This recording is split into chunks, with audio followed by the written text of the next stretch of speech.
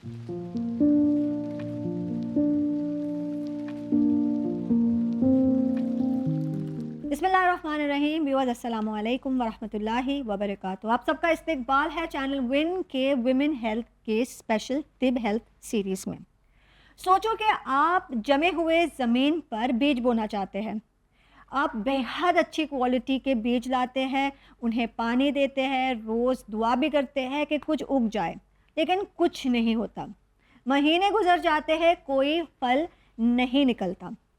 मसला भी बीज में नहीं है, मसला ज़मीन में है जो जमी हुई है। ये हकीकत है उन करोड़ों औरतों की जो इनफर्टिलिटी से जूझ रही है। मॉडर्न मेडिसिन टेस्ट करती है, हार्मोन्स प्रिस्क्राइब्स करती है, आईवीएफ भी सजेस्ट करती है, कभी कभी लाखों रुपए खर्च हो जाते हैं। लेकिन अगर ज़मीन यानी आपका रहम सर्द और तैयार नहीं है तो सबसे महंगी ट्रीटमेंट भी अक्सर फेल हो जाती है। इंडिया में 15 to 20 मिलियन कपल्स को इनफर्टिलिटी की प्रॉब्लम है, मतलब हर 6 में से एक कपल। इनफर्टिलिटी वाली औरतों में 25 to 30% को पीसीएस होता है, 25 to 35% को ट्यूबल ब्लॉकेज होता है, 10 से 15% को एंडोमेट्रियोसिस है, और सबसे दिल दुखाने वाली बात यह है कि हर 4 कंफर्म प्रेगनेंसी में से एक को मिसकैरेज हो जाता है। मॉडर्न फर्टिलिटी ट्रीटमेंट्स उम्मीद तो भले देती है, लेकिन उनके रिजल्ट्स लिमिटेड होते हैं। इंडिया में आईवीएफ की सक्सेस रेट 30 to 35% है हर साइकिल पर। बहुत से couples multiple failed cycles, emotional trauma और फाइनेंशियल डेविस्टेशन से गुजरते हैं। लेकिन क्या अगर जवाब ज़्यादा इंटरवेंशन नहीं बल्कि बॉडी को पहले सही तरह से तैयार करना हो तो? आज हम तिब मासूमीन के ज़रिए से फर्टिलिटी को एक्सप्लोर करेंगे। आज के अहम सवालों में हम ये देखेंगे कि इनफर्टिलिटी क्यों होती है और उसे कैसे रिवर्स किया जा सकता है, मिसकैरेजेस को नेचुरली कैसे प्रिवेंट किया जा सकता है, और हेल्दी प्रेगनेंसी की तैयारी में अहम क्या बातें हैं जो हमें गौर करना चाहिए, और पोस्टमार्टम रिकवरी के लिए भी हमारे लिए क्या हिदायत मुहैया है। इन सारी बातों के लिए आज हमें फिर साथ दे रहे हैं मिस्टर अली नूरानी। तो आइए उनका इस्तकबाल करते हैं।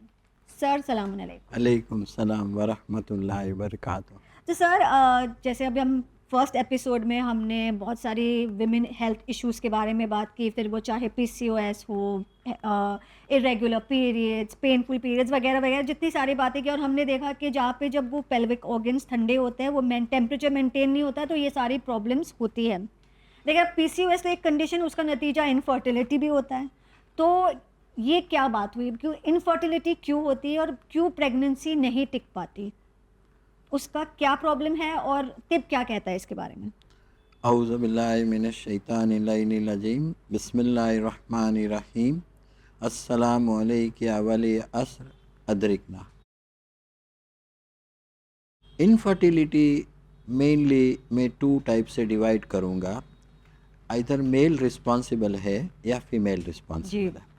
मेल अगर रिस्पॉन्सिबल है तो वेरी सिंपल थिंग्स है कि उसके स्पर्म्स के काउंट प्रॉपर नहीं है। अगर स्पर्म्स के काउंट प्रॉपर हो जाए तो कोई इनफर्टिलिटी का इश्यू नहीं होता। अच्छा। और स्पर्म्स के काउंट इंक्रीज़ करने के लिए, अगर बिलो लेवल है तो इंक्रीज करने के लिए एक सिंपल फार्मूला है कि you have to boil the chickpeas in the milk of cow there, and every day you have to take it 1 tablespoon there. 1 tablespoon। 1 tablespoon। उससे इसको बॉईल करना है दूध में, और फिर उसको 1 टीस्पून खाना है। ऐसा बॉईल करना है कि पूरा दूध उबल जाए और it becomes as thick as ice cream.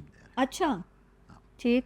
और फिर you can put it in the fridge refrigerator there, and every day you take 1 tablespoon। उससे काफ़ी प्रॉब्लम सॉल्व हो जाएगी। अच्छा, मेरे स्पर्म काउंट में हेल्दी स्पर्म काउंट और एक हफ्ते में from I have seen 22,000 sperms which is extremely below the normal level there, उससे 7 लाख तक हो गए। अच्छा, सो इफेक्टिव। कितने वक्त में कितना टाइम खाया? Almost 8 to 10 days there. अच्छा, 8 to 10 days में इतना फर्क पड़ गया। अच्छा, but you have to prepare it the way Islam has told it there. It's a specific method there. You can see it on the display, but that way if you prepare it, कोई problem और कोई issues नहीं होगा। नहीं होते। अच्छा। दूसरा जो इनफर्टिलिटी का रीज़न है that is women's. Women's have various reasons there, hormonals imbalance which we have seen in the first episode. जी। सेकेंडली कुछ ब्लॉकेज होंगे, तो ब्लॉकेज को रिमूव करने के लिए इस्लाम ने 4 थिंग्स बोला है। अच्छा। Any damn blockage of the body, if you want to remove it, even if it is cardiac, even if it is you can say fallopian tubes का blockage है, tubal whatever, blockages हाँ, जो है, whatever it is, you can remove it by 4 things. One is sugarcane juice. अच्छा। Even if you have diabetes, sugarcane juice does not have any problems. अच्छा। Secondly is thyme and rock salt together. Thyme और rock salt का mixture. अच्छा। 6th इमाम की एक हदीस है, any damn blockage of the body can be removed by thyme and rock salt. अच्छा। वो हदीस के नीचे एक आलिमों ने एक नोट लिखी है कि you have to take it 3 times thyme and 1 times this thing. अच्छा, मौला ने नहीं बोला है, लेकिन वो कुछ और हदीस की बेस से वो लिखते हैं कि you have to take it 3:1 ratio. अच्छा। And if you take a pinch or 2 per day, any damn blockage of the body will go. अच्छा। And even उससे menstrual cramps भी easily solve होते हैं। Third thing is you put henna in the head or under the feet there. अच्छा, तलिए में। हाँ, तलिए में। अच्छा। हेड में बहुत इफेक्टिव है, बट हेड में वुमेन्स को एक प्रॉब्लम है, मॉर्निंग प्रेयर्स के लिए कंस्ट्रेंट्स आएंगे जी। और ये henna is very important. Then 4th thing जो बोलते हैं वो you have roasted lambs meat there. Roasted lambs meat. अच्छा। उससे ऑल ब्लॉकेजेस रिमूव हो जाते हैं। अच्छा। तो अगर ब्लॉकेजेस रिमूव हो गए तो जो फेलोपियन ट्यूब की जो रेडियस घट गई है, रिड्यूस हो गई है, वो नॉर्मल हो जाएगी।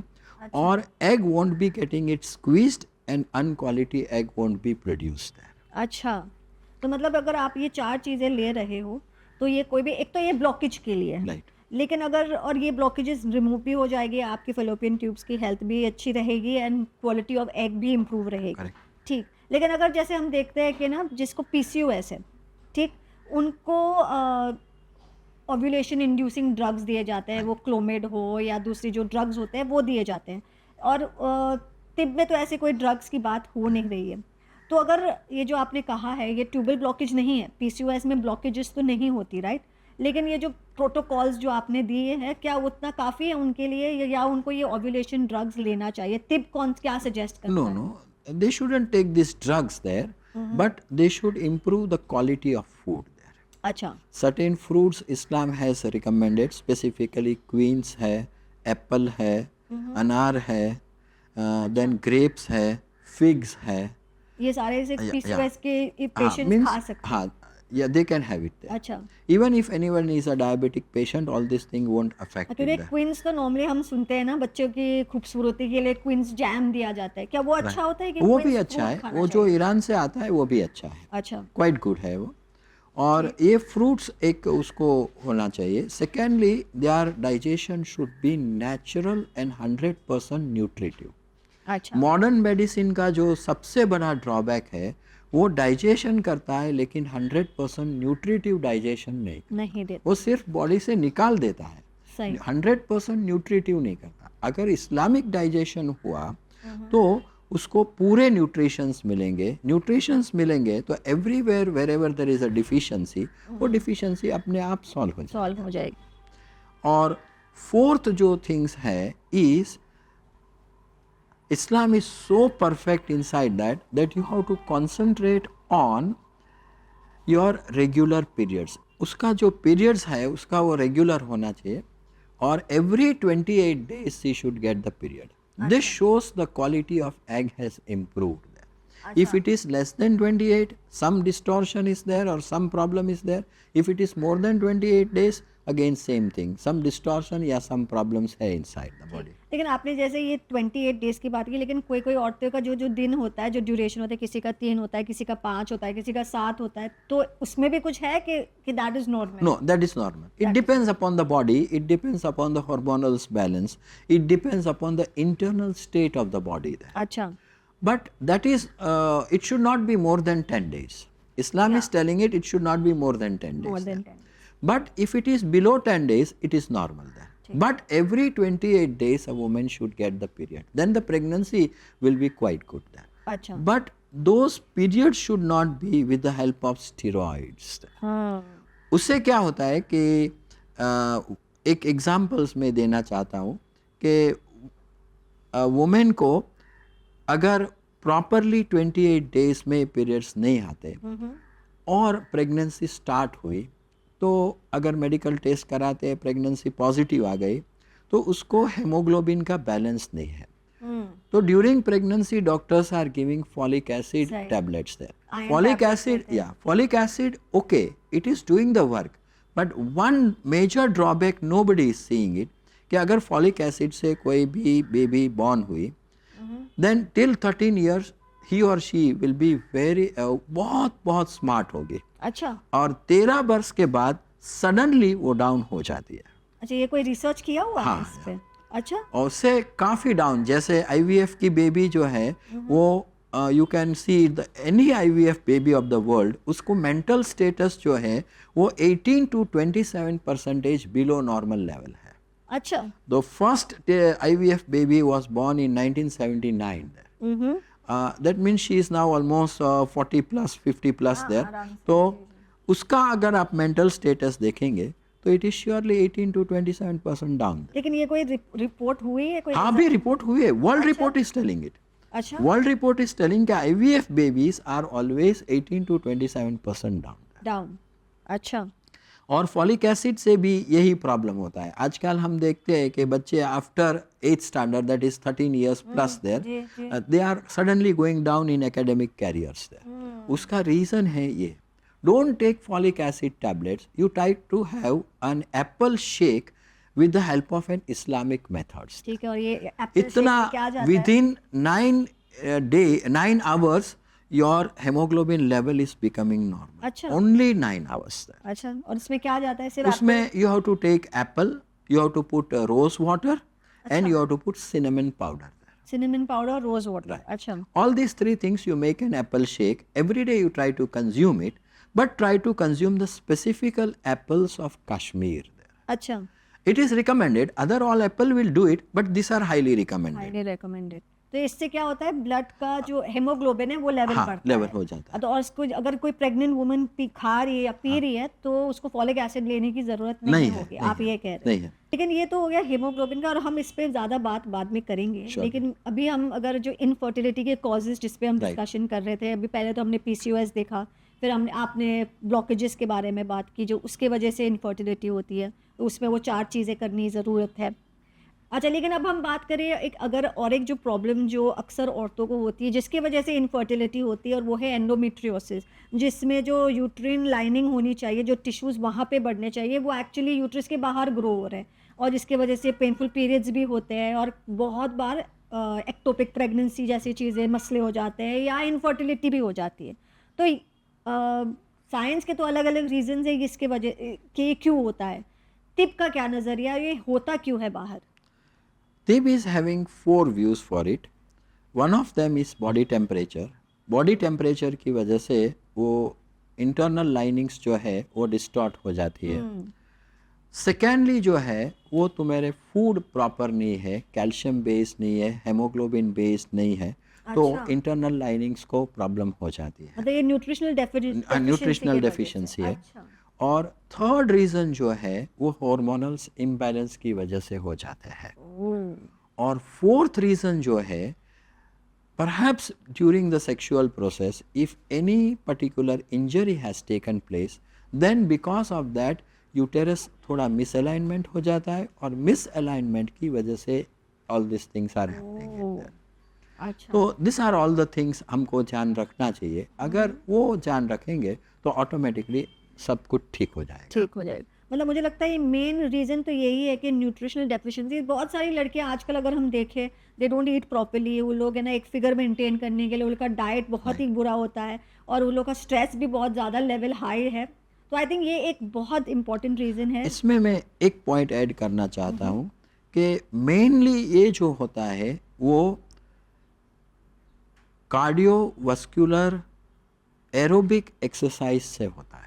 अच्छा, ये जो चला है कार्डियोवास्कुलर एरोबिक एक्सरसाइज, उससे यूटेरस का मिसअलाइनमेंट हो जाता है और इंटरनल जो थिकनेस होनी चाहिए वो डिस्टॉर्ट हो जाती है, कभी कभी लेस हो जाती है, कभी कभी मोर हो वो जाती है। अच्छा, लेकिन मुझे ये समझ में नहीं आया एक्सरसाइज का इससे क्या रिलेशन है? सी, ये जो मॉडर्न एक्सरसाइज है, directly they are concentrating for the movements below belly button, अच्छा, and when ever they are concentrating on that, सब स्ट्रेचिंग एक्सरसाइज मूवमेंट्स जो है वो सब बिलो बेली बटन पे कॉन्सेंट्रेट करते हैं, तो ये यूटेरस मिसअलाइनमेंट हो जाता है। अच्छा। और उससे हार्मोनल्स इम्बैलेंस भी हो जाते हैं। दिस इज ये जो व्यू है वो इस्लामिक नज़रिया है। अच्छा, मॉडर्न साइंस उसे एग्री नहीं करती, बट बहुत इम्पॉर्टेंट है। ठीक, कार्डियोवास्कुलर एरोबिक एक्सरसाइज इतना डिस्टॉर्ट करती है, और एक सर्वे बोलता है, दुनिया का सर्वे है,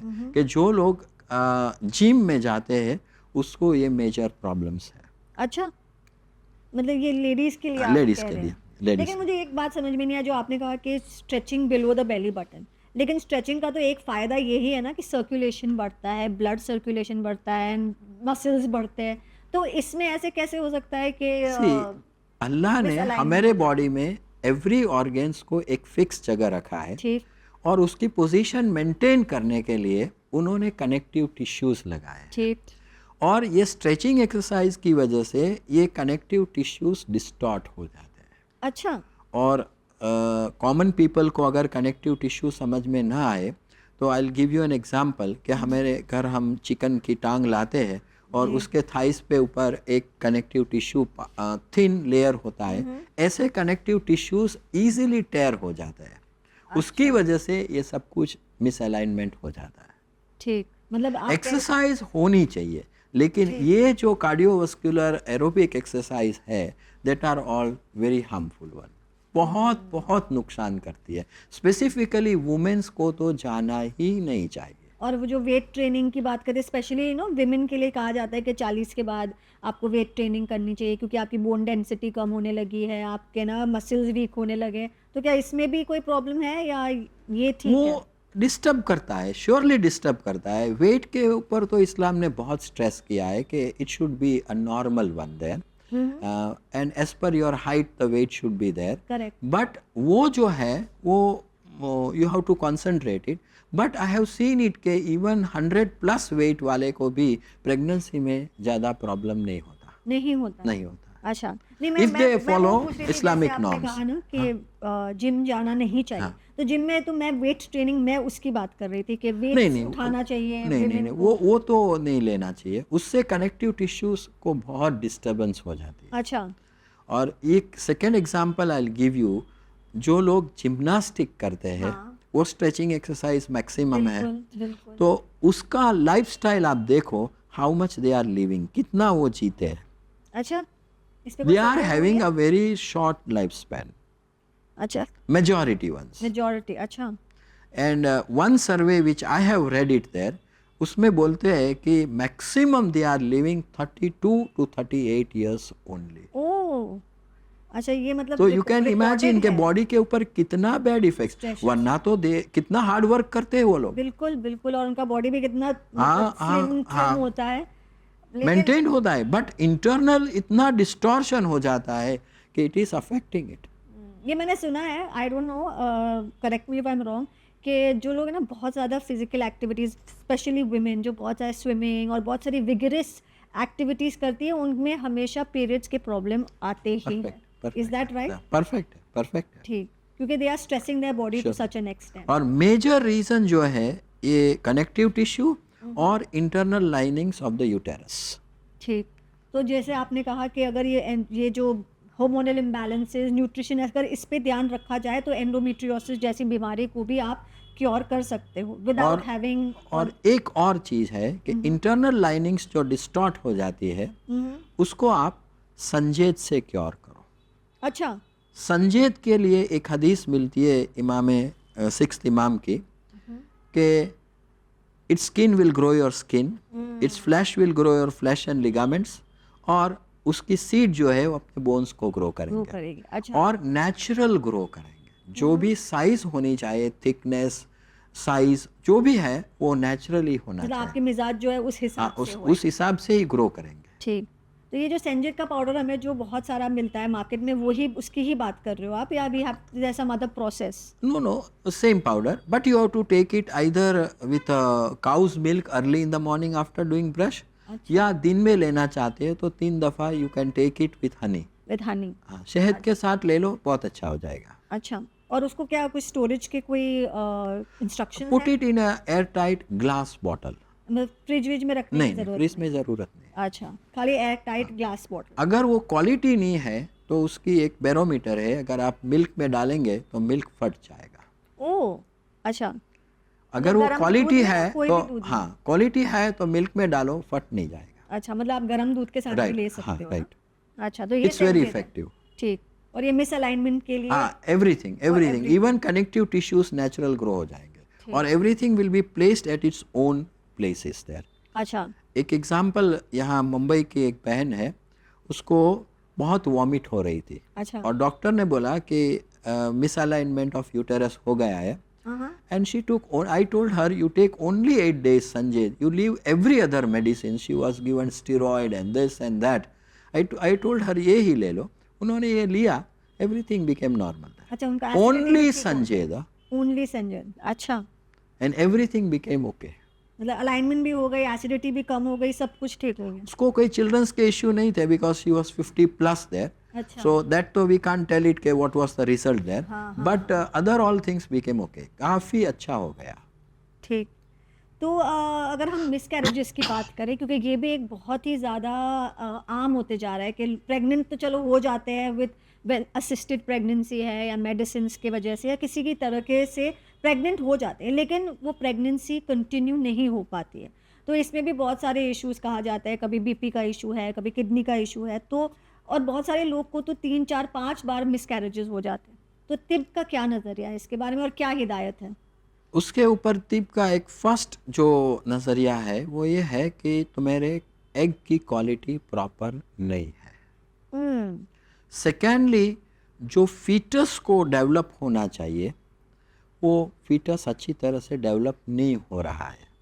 अच्छा। और थर्डली, जो इस्लाम बोलता है कि during the pregnancy also the child gets nutrition, बच्चे को जो न्यूट्रिशन मिलता है वो डैडी के स्पर्म से मिलता है। यहाँ डैडी के स्पर्म से क्लियर स्टेटमेंट और 6th इमाम की हदीस है।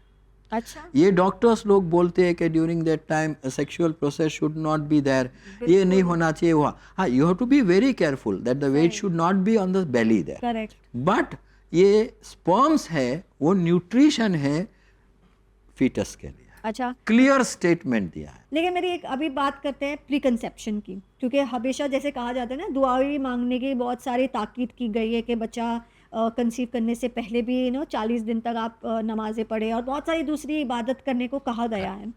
तो अगर तिब के लिए हिसाब से क्या चीज़ें ध्यान में रखनी चाहिए बोथ मर्द और औरत को, ताकि वो बच्चा एक तो प्री कंसीव बच्चा जो कंसीव हो वह हेल्दी कंसीव हो, प्रेगनेंसी अच्छी रहे, तो ऐसी कोई हिदायत दी गई है?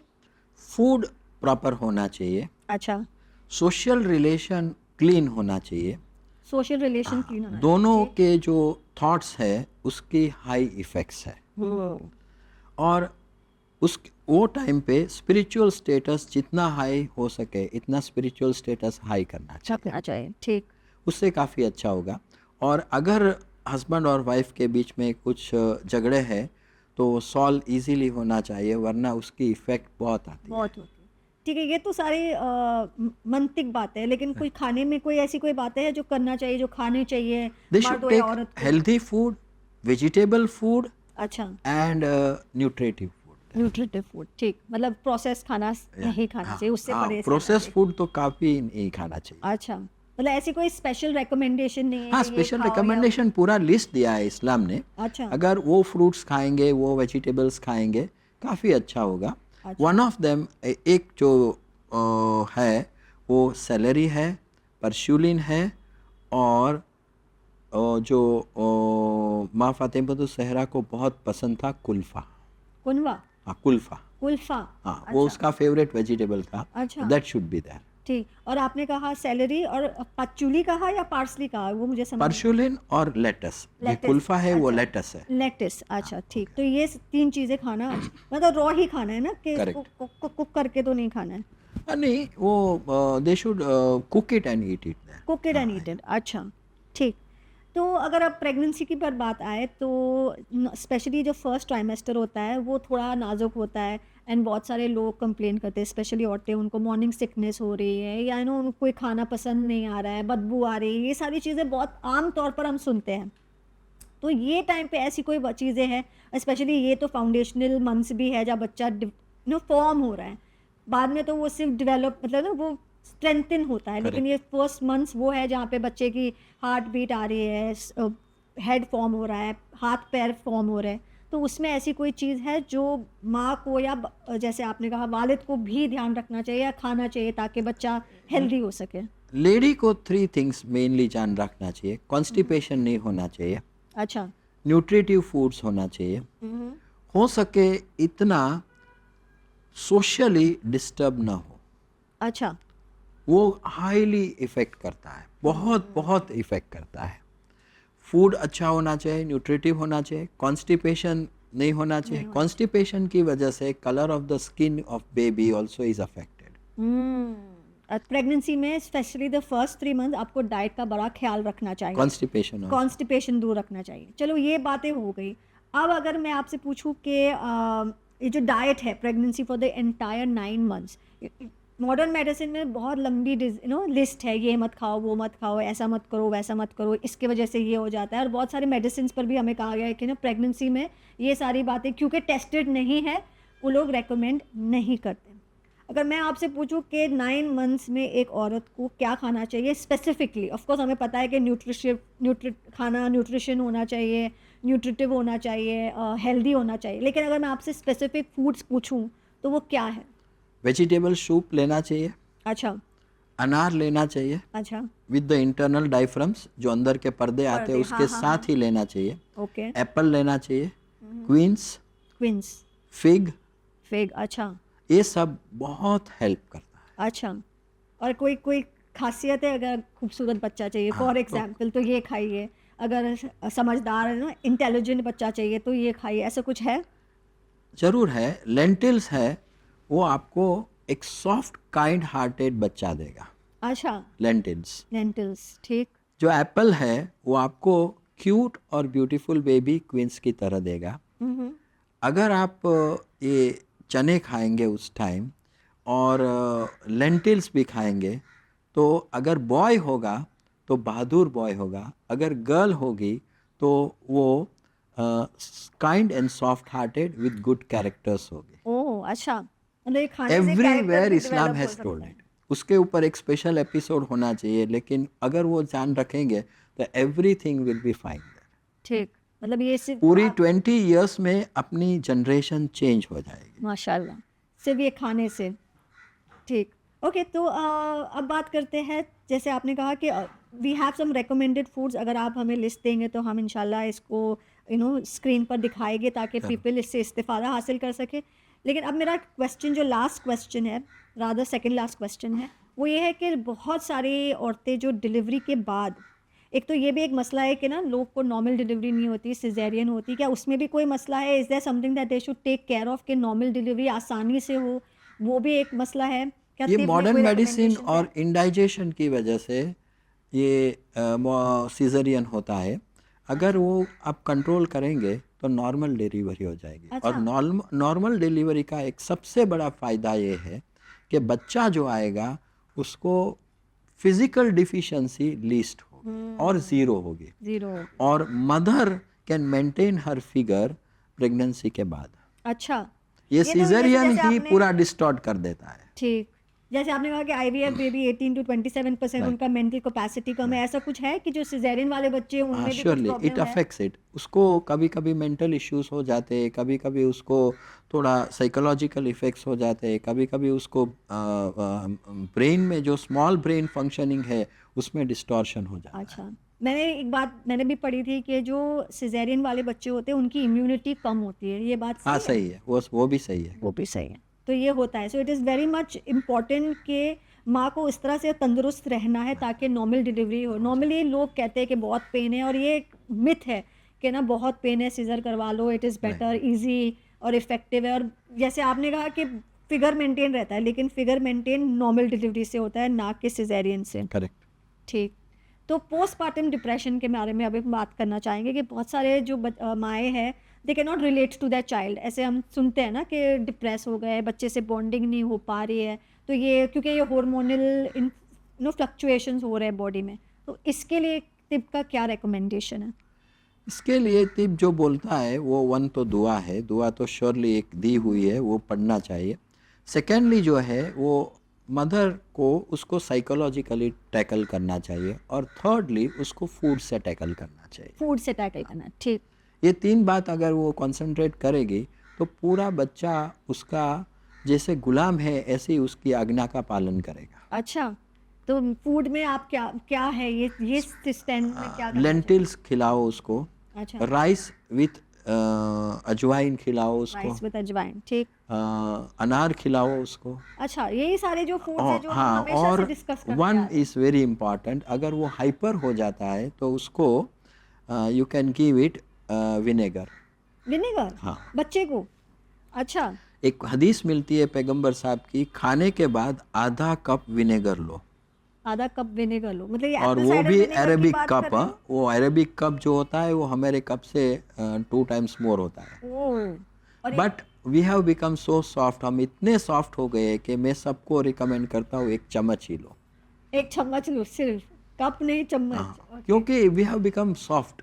अगर वो पूरा आधा कप लेगा ना, दूसरे दिन उसको ये नोज ब्लॉकेज हो जाएगा। अच्छा, और जैसे आपने कहा विनेगर, लेकिन वो एप्पल साइडर विनेगर की बात कर रहे हो, नहीं व्हाइट विनेगर की नहीं, बात कर रहे हो? Natural white vinegar. Natural white vinegar, अच्छा। और वो एक चम्मच लेना है, वो बच्चे की बात कर रहे हो, आपके बड़ों की हाँ, भी? या तो बच्चा कौन सी उम्र से ले सकते हैं? कोई भी उम्र से? आफ्टर 5। आफ्टर 5, ठीक। और माएँ जो है उनको अगर पोस्टपार्टम डिप्रेशन है तो वो लेंटिल्स, पोमोग्रेनेट, ऐसी सारी चीज़ें, ये खुराक से उनका डिप्रेशन कम हो सकता है। श्योर। ठीक। और लास्ट मेरा क्वेश्चन ये है कि नॉर्मली हमने ये भी सुना है कि नॉर्मली अभी बच्चे को फॉर्मूला मिल्क पिला देते हैं ताकि ना बच्चा अच्छा है, मस्त चब्बी हो जाए, क्यूट दिखे। मैंने कितने लोगों को सुना है कि उनकी ये कंप्लेन होती है कि ना ब्रेस्ट मिल्क नहीं है, इसलिए हम उनको फॉर्मूला मिल्क पिला देते हैं। तो ये जो, क्योंकि लेकिन अल्लाह ने हमें जो कुदरती न्यूट्रिशन वाला जो सोर्स दिया है बच्चों के लिए, इसको बढ़ाने के लिए आप क्या टिप क्या रेकमेंड करता है? एक स्पेशल खीर बनाने की है, हम्म, इसकी मेथड है, वो हम डिस्प्ले में दिखाएंगे। वो अगर लेंगे तो मिल्क प्रॉपरली आएगा और बच्चे को न्यूट्रिटिव मिल्क मिलेगा। और कितने टाइम तक ब्रेस्ट मिल्क ही फीड करना चाहिए 2 बच्चे को? इयर्स। सिर्फ मतलब पूरा 2 इयर्स सिर्फ मिल्क पे रहना चाहिए? नहीं, milk 2 years he should feed it, हाँ, लेकिन आफ्टर 6 मंथ्स और 5 months you can have other foods also. मतलब फिर दूसरे फूड्स हाँ, इंट्रोड्यूस कर या। सकते हैं, लेकिन 2 साल, मतलब लड़का हो या लड़की, दोनों को 2 साल तक पिलाना है। परफेक्ट। अच्छा, एंड अगर मिल्क सप्लाई कम हो गया तो वो खीर जो आपने कहा है वो पिलाना। इजीली हो जाता है, हार्मोनल्स बैलेंस हो जाते हैं और मिल्क प्रॉपर आता है। ठीक, और उसको सारा न्यूट्रिशन भी मिल जाता है। 100%। ठीक, मुझे लगता है कि सारे क्वेश्चंस तो मेरे हो चुके हैं। आई थिंक दामन वक्त में गुंजाइश भी नहीं है, तो आपका बहुत बहुत शुक्रिया अली सर कि आपने पूरी प्रेगनेंसी के बारे में सारी जो जर्नीज़ है, सारे जो मरहले आपने उस पर डिस्कशन की है और आपने सारे इन्फॉर्मेशन दी है, तो आपका बहुत बहुत शुक्रिया। Thank you. तो व्यूअर्स, आज के एपिसोड में हमने औरतों की रिप्रोडक्टिव हेल्थ को एक्सप्लोर किया और पूरा हमने सिस्टम देखा। दोनों एपिसोड्स की इनसाइट्स यही है कि वो चाहे पीसीओएस हो, इनफर्टिलिटी हो, मिसकैरेजेस हो या पोस्टपार्टम स्ट्रगल्स, फाउंडेशन हमेशा एक ही है। आप अगर आपके बेली बटन से लेकर नीज तक जो एरिया है उसको गर्म रखते हैं, आप सर्कुलेशन को स्ट्रॉन्ग रखते हैं, आपके हॉर्मोन्स बैलेंस रहते हैं, तो आपको ये प्रॉब्लम्स नहीं होगी। याद रखिए, लाखों की फर्टिलिटी ट्रीटमेंट्स अक्सर फेल होती है क्योंकि वो रूट कॉज को एड्रेस नहीं करती। तिब आपके बॉडी को नेचुरली कंसीव और कैरी करने के लिए तैयार करती है। हैविंग सेड दैट, हर इंसान मुख्तलिफ होता है, और तो आपको ज़रूर देखना है कि टिप की टिप्स आप फॉलो कर सकते हैं, लेकिन अगर आपको कोई ट्रीटमेंट आप कंटिन्यू कर रहे हो या आपको इसमें कोई तब्दीली करनी है, तो पहले आप एक्सपर्ट से ओपिनियन ज़रूर लीजिए। अगर आप अली सर से रब्ता करना चाहते हैं तो आप उनसे उनके पर्सनल नंबर पर रब्ता ज़रूर कर सकते हैं, उनकी डिटेल्स आपकी स्क्रीन पर है। इसी के साथ मुझे मोहसिना डोडिया को दीजिए इजाज़त, लेकिन आप बने रहे चैनल विन के साथ। शुक्रिया, खुदा हाफिज़।